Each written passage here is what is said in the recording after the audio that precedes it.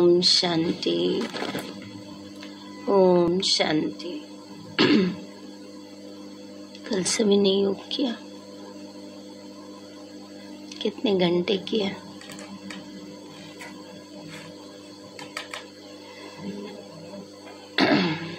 आज भी लक्ष्य रखेंगे ज्यादा से ज्यादा योग करने का।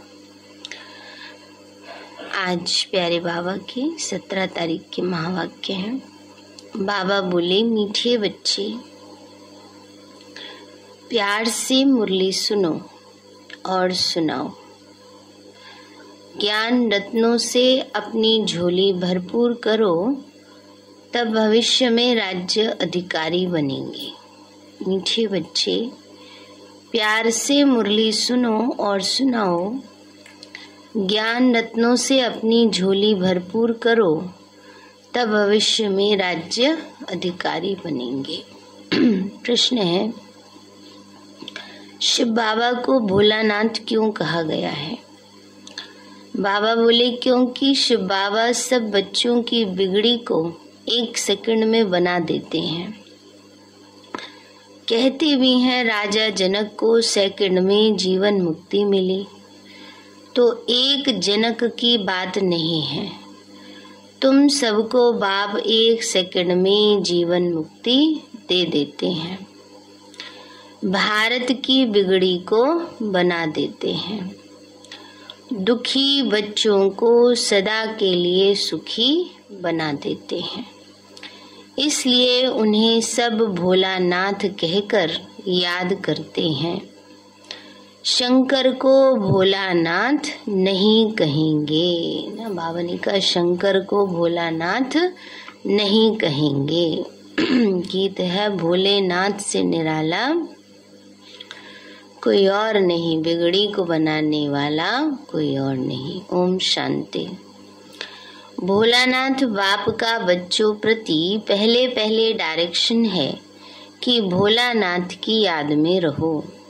मनुष्य को भोला नहीं कहा जाता, भोलानाथ शिव बाबा को ही कहेंगे। शंकर को भी भोलानाथ नहीं कह सकते। जो बिगड़ी को बनाने अर्थात दुखी को सुखी बनाने वाला है, उसको ही भोलानाथ कहा जाता है। बाबा ने कहा, जो बिगड़ी को बनाने वाला है, दुखी को सुखी बनाने वाला है, उसको ही भोलानाथ कहेंगे।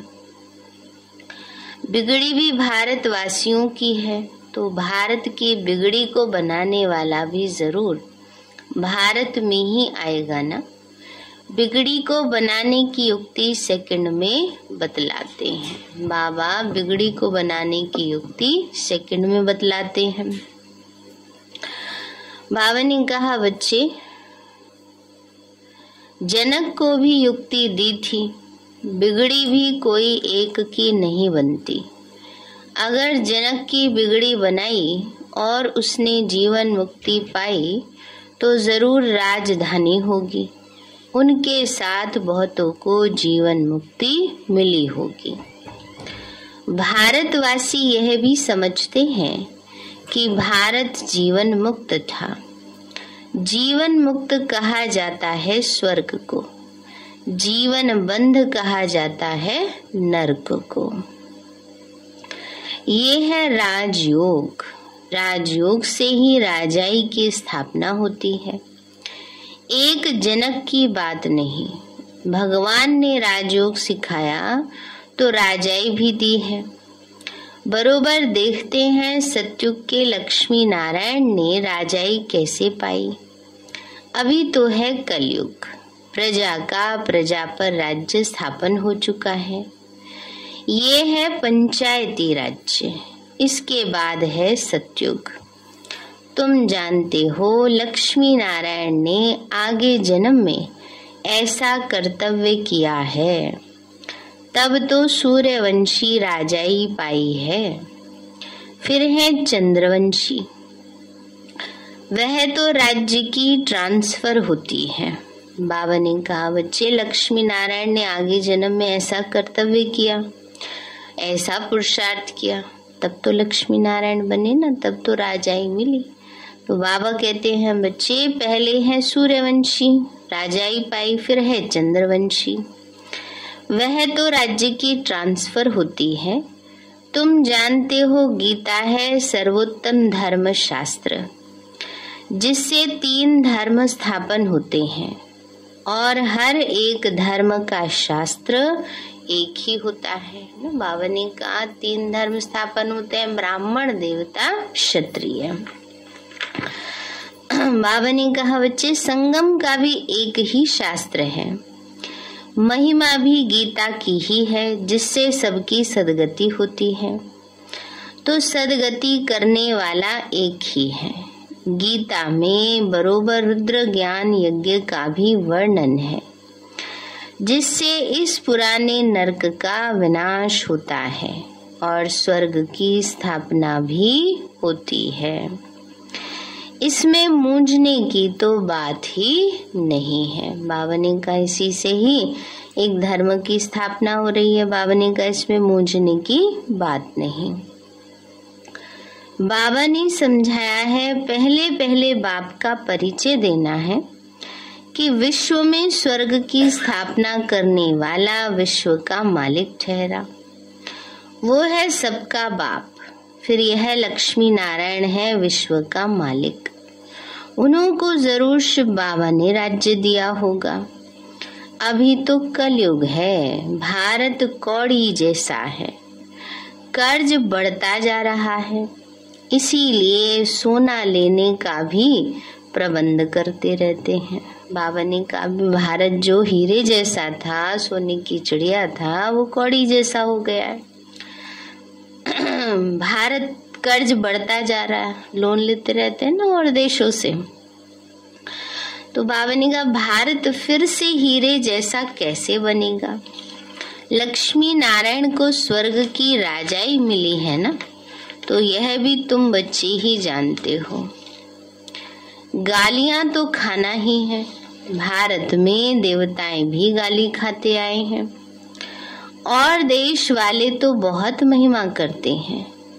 वह जानते हैं यह प्राचीन भारत के मालिक थे। अभी तो तुम बच्चे प्रैक्टिकल देख रहे हो। तुम बच्चों में जो विशाल बुद्धि है, उन्हों को ही खुशी होगी। विशाल बुद्धि वह है जो धारण कर फिर दूसरों को कराते हैं। ऐसे मत समझो वहां सत्संग आदि में 5-10 हजार लोग रोज जाते हैं, यहाँ तो इतने आते नहीं। भक्ति तो वृद्धि को जरूर पाती रहेगी, उनसे यह कलम लगता रहेगा।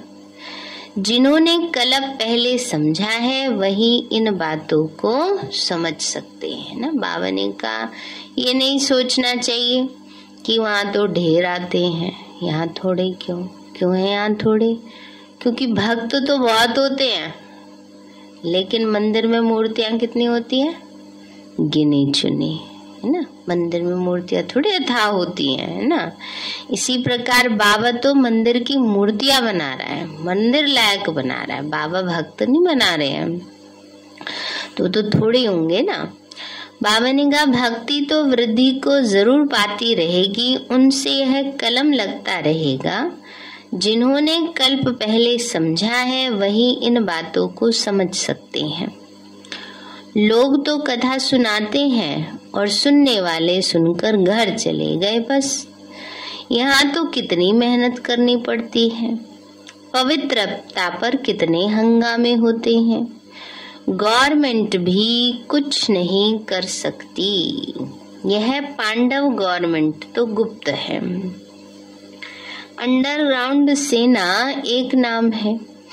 तुम शिव शक्ति सेना गुप्त हो, तुमको कोई समझ ना सके। तुम हो नॉन वायलेंस शक्ति सेना, इसका अर्थ कोई समझ ना सके। शक्ति सेना भी है पर कैसे है? नॉन वायलेंस, अहिंसक है। गीता के अक्षर का भी अर्थ समझ ना सके। बाप खुद बोलते हैं यह नॉलेज प्राय लोप हो जाती है। लक्ष्मी नारायण में भी ये ज्ञान नहीं रहता। तो मैं जो यह ज्ञान सुनाकर राजधानी स्थापन करता हूँ, वह कोई की भी बुद्धि में नहीं है। यह बाबा भी गीता आदि पढ़ते थे, परंतु यह बातें थोड़ी बुद्धि में है। आगे देखो, सेंटर्स भी कितने खुलते जाते हैं। पवित्रता पर ही विघ्न भी पड़ रहे हैं प्रैक्टिकल में। आगे भी पढ़ते थे, आगे मानो पहले।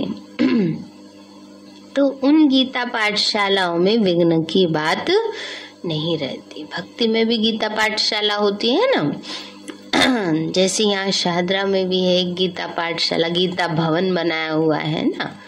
तो बाबा कहते उनमें को पढ़ के रख दिया बस शास्त्र। थोड़ी कोई कहता है खान पान शुद्ध करो, पवित्र रहो, रोजाना मुरली सुनो, ज्ञान जीवन में धारण करो। कोई नहीं कहता, धारणा की कहीं बात ही नहीं होती, किसी सत्संग में नहीं होती। पता है कि अगर धारणाओं पर जोर देंगे तो कोई सुनेगा ही नहीं ना। अब यहाँ तो बाबा के पक्के बच्चे होते हैं ना, तो इसलिए सबसे मुख्य धारणाओं पर अटेंशन दिलाया जाता है।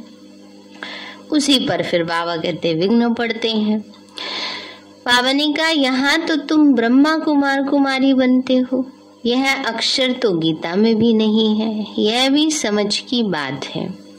प्रजापिता ब्रह्मा के बच्चे ब्रह्मा कुमार कुमारी तो हर एक मनुष्य है, न कि सिर्फ भारतवासी, परंतु सारी सृष्टि के मनुष्य सब हैं। सभी प्रजापिता ब्रह्मा को एडम कहते हैं। जानते हैं यह मनुष्य सृष्टि का पहला हेड है, ह्यूमैनिटी स्थापन करने वाला है। ऐसे नहीं कि सृष्टि होती नहीं, फिर ब्रह्मा पैदा हुआ, उनके मुख से मनुष्य रचे जाते हैं, नहीं। अगर कोई भी मनुष्य ना हो तो फिर मुखवंशावली भी पैदा हो न सके। न ब्रह्मा मुखवंशावली न ब्रह्मा कुखवंशावली हो सके। सृष्टि तो सारी है, उनकी कलम लगाई जाती है। ये नई नई बातें समझने की हैं, किसी की बुद्धि में बैठने में टाइम लगता है। कोई तो 1 मास में भी खड़े हो जाते हैं, न धारणाएं अच्छी करने लगते हैं। जैसे देखो बेंगलोर के अंगना बच्चे को कितना नशा चढ़ा हुआ था, जो हमारे पास 20 वर्ष वाले को भी नशा नहीं है। खुशी में डांस करता था ना बाबा। अंगना भाई जी के बारे में बता रहे हैं, कहते हैं जब वो बाबा बोलते थे उनके अंदर इतनी खुशी, इतना नशा होता था कि प्यार में आंखों से आंसू आ जाते थे। जैसे मीरा कृष्ण के प्यार में डांस करती थी, आंखों से उसके आंसू आ जाते थे, गोप गोपियों के लिए कहा जाता है, ऐसे ही उनकी इतना नशा था बाबा से, बाबा मिलने का। वो खुशी में डांस करता था, भगवान मिल गया, खुशी की बात है ना। भगवान आकर रक्षा करते हैं माया से, फिर स्वर्ग की राजाई स्थापन करते हैं। बाबा तो बहुत क्लियर समझाते हैं। मैं इस साधारण तन द्वारा फिर से तुम बच्चों को वही सहज राजयोग और सृष्टि चक्र के आदि मध्य अंत का ज्ञान सिखलाता हूँ। तुम कह सकते हो आओ तो हम आपको सतयुग से लेकर कलयुग अंत तक की हिस्ट्री सुनाएं कि अब फिर से कैसे सतयुग आने वाला है। जरूर सिखाने वाला भी होना चाहिए। हमको सिखलाते हैं तब तो हम समझा सकते हैं। बाकी तो जो गीता सुनाने वाले हैं उनसे तो तुम लोगों ने बहुत सुना है, बहुत लेक्चर्स होते रहते हैं, है ना। वो वाली गीता पर, गीता शास्त्र पर तो बहुत लेक्चर्स होते हैं, परंतु वह इस धर्म के ना होने के कारण इस तरफ खींचते नहीं। जब तुम्हारा प्रभाव निकलेगा फिर वृद्धि होगी, धीरे धीरे वृद्धि होती रहेगी। यह तो जानते हैं भारत कितना कंगाल है। मनुष्य भूख बहुत मरते हैं, दुखी होते हैं, है ना। बाबा ने गए तो जानते भारत इस समय कितना कंगाल हो गया है ना। उस समय बहुत ज्यादा स्थिति ऐसी थी। 69 से पहले की मुरली है ना, अंग्रेज गए तो भारत को बिल्कुल कंगाल कर गए थे ना। इसलिए बाबा कहते हैं बच्चे देखो भारत में कितने अकाल पड़ते हैं। उस समय मृत्यु भी बहुत होती थी, कभी कोई महामारी फैल रही है, कभी कुछ हो रहा है।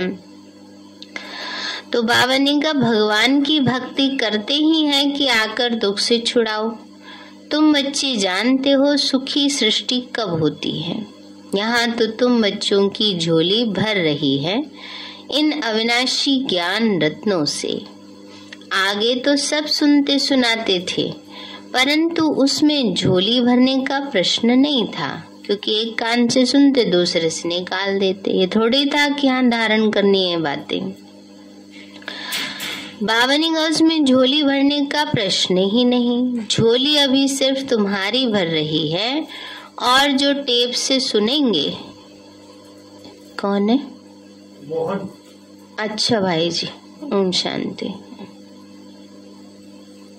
भाई वो रख के गए चावल, उठा लेना।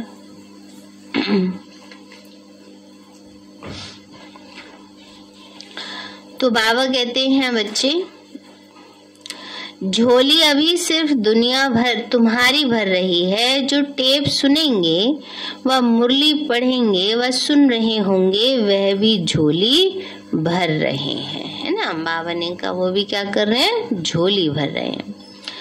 तुम हो शिव शक्ति सेना, भारत की झोली भरने वाले। भारत बहुत साहूकार हो जाएगा, परंतु जो झोली भरते हैं राज्य तो सिर्फ वही करेंगे।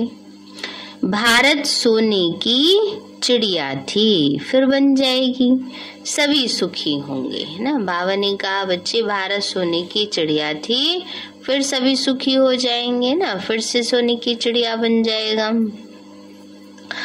बाबा ने कहा बच्चे सभी सुखी होंगे, परंतु भारत में कितने करोड़ हैं, इतने सब तो वहां नहीं होंगे।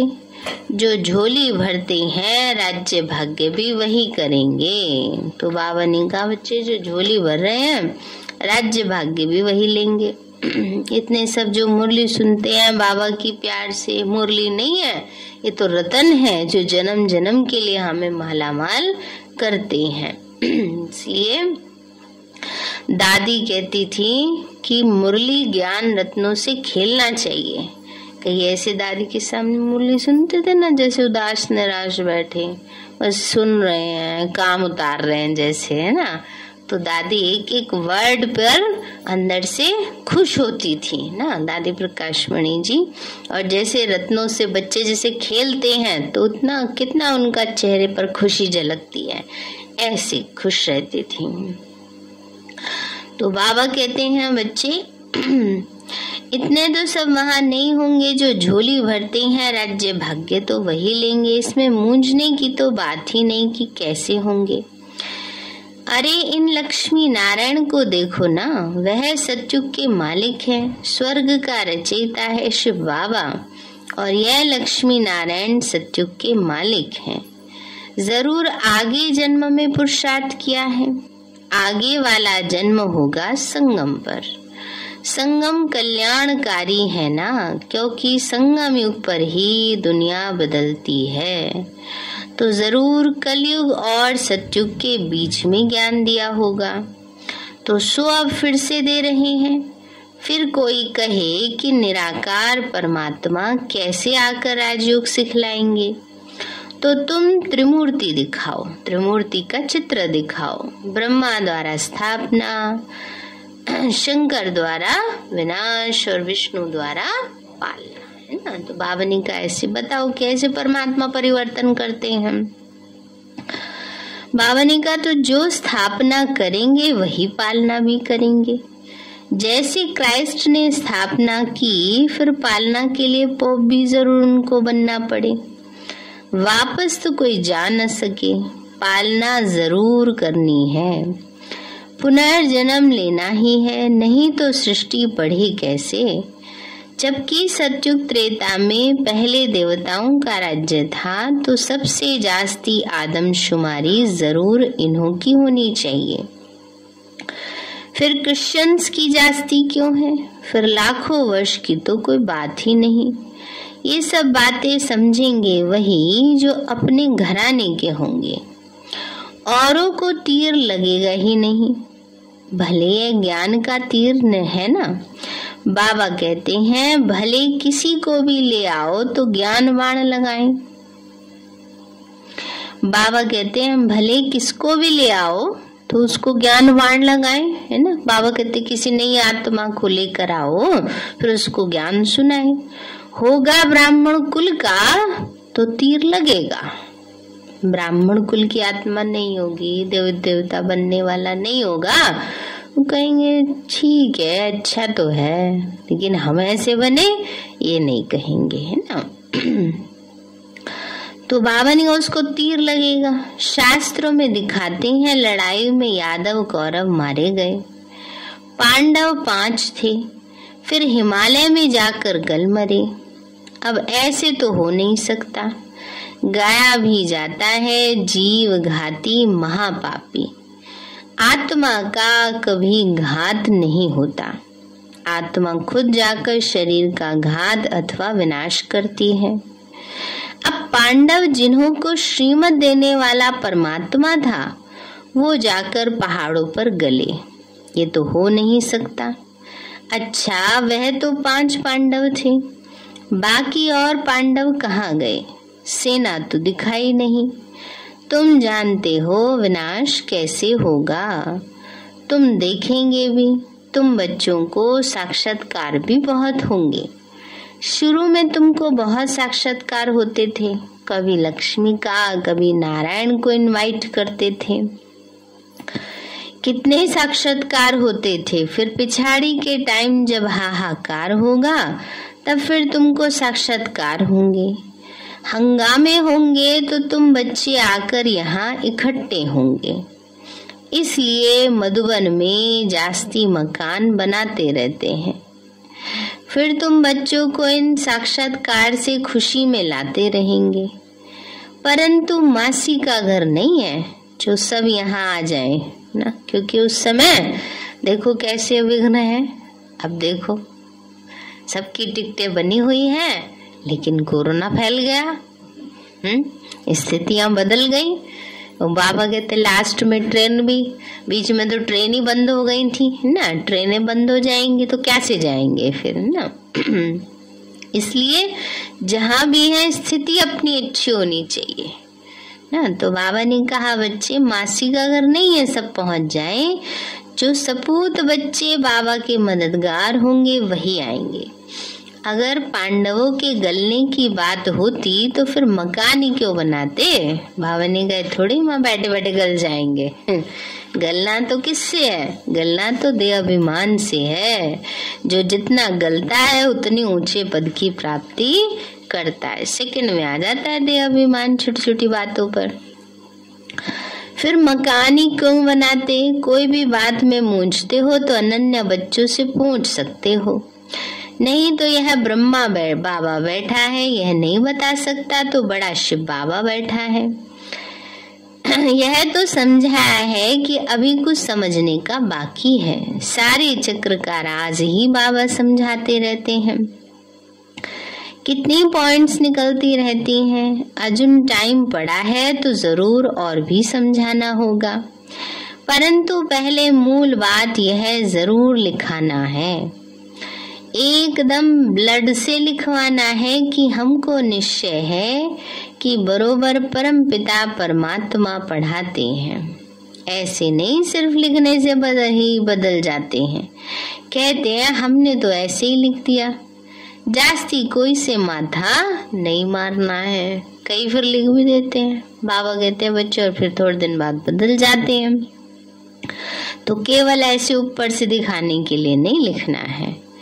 बाबा कहते हैं बच्चे बोलो भगवान वाच। भगवान हम शिव बाबा को मानते हैं, वो ज्ञान का सागर है, सत्य चित्त है, उनको अपना शरीर तो है नहीं, तो जरूर साधारण तन का आधार लेंगे ना। तो पहले पहले बाबा कहते हैं माँ में कम याद करो। देह के सब धर्म छोड़ मुझे याद करो, तो विकर्म विनाश होंगे और मेरे पास चले आएंगे। और चक्र को याद करने से तुम चक्रवर्ती राजा बनेंगे। बाबा कितना मीठा है और बनाते भी कितना मीठा है। देखो, सतयुग की निशानियां हैं, वो फिर रिपीट जरूर होंगी, कलयुग भी है।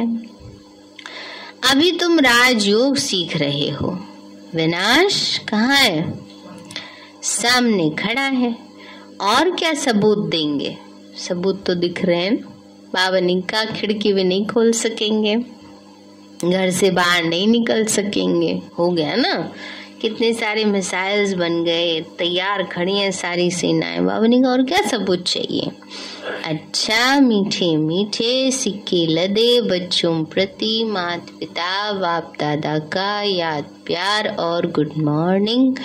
रूहानी बाप की रूहानी बच्चों को नमस्ते। रूहानी हम बच्चों की रूहानी माता पिता बाप दादा को नमस्ते नमस्ते नमस्ते बाबा नमस्ते। धारणा के लिए मुख्य सार है, बाप समान बनना है। भगवान आकर माया से हमारी रक्षा करते हैं, इस खुशी में रहना है। बाबा ने कहा बाप समान बनना है और भगवान बाप आकर क्या कर रहे हैं? माया से हमारी रक्षा कर रहे हैं, इसी खुशी में रहना है। किसी भी बात में मूंझना नहीं है। सपूत बच्चा बन बाप का पूरा पूरा मददगार बनना है। वरदान दिया बाबा ने, ब्रह्मा बाप के संस्कारों को स्वयं में धारण करने वाले स्व परिवर्तक सो विश्व परिवर्तक भव। ब्रह्मा बाप के संस्कारों को स्वयं में धारण करने वाले स्व परिवर्तक सो विश्व परिवर्तक भव। बाबा बोले, जैसे ब्रह्मा बाप ने जो अपने संस्कार बनाए वह सभी बच्चों को अंत समय में याद दिलाए।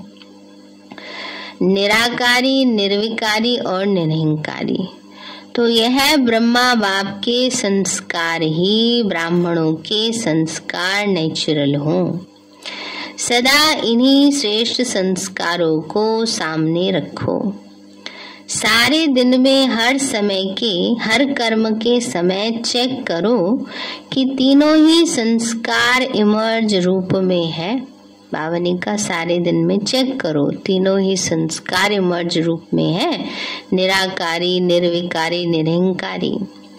इन्हीं संस्कारों को धारण करने से स्व परिवर्तक सो विश्व परिवर्तक बन जाएंगे। स्लोगन है, अव्यक्त स्थिति बनानी है तो चित्र को न देख, चित्र माना शरीर, शरीर को न देख, चैतन्य और चरित्र को देखो। चैतन्य क्या है? आत्मा। तो आत्मा को देखो और उनका चरित्र देखो, गुण देखो, विशेषताएं देखो। लवलीन स्थिति का अनुभव करो। बाप का बच्चों से इतना प्यार है जो जीवन में सुख शांति की सब कामनाएं पूर्ण कर देते हैं। बाप सुख ही नहीं देते लेकिन सुख के भंडार का मालिक बना देते हैं। साथ साथ श्रेष्ठ भाग्य की लकीर खींचने की कलम भी देते हैं।